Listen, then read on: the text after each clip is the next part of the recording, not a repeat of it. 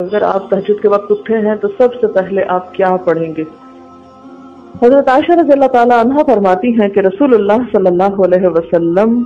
جب رات کو تہجد کے لیے اٹھتے تو یہ پڑھتے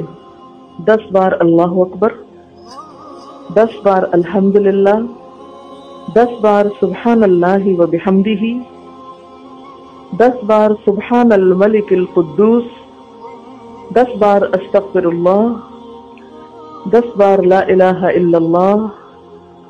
اور پھر 10 بار اللہم اعوذ بک من ضیق الدنیا و ضیق یوم القیامہ، میں تیری پناہ میں آتا ہوں دنیا کی تنگی سے اور قیامت کے دن کی تنگی سے۔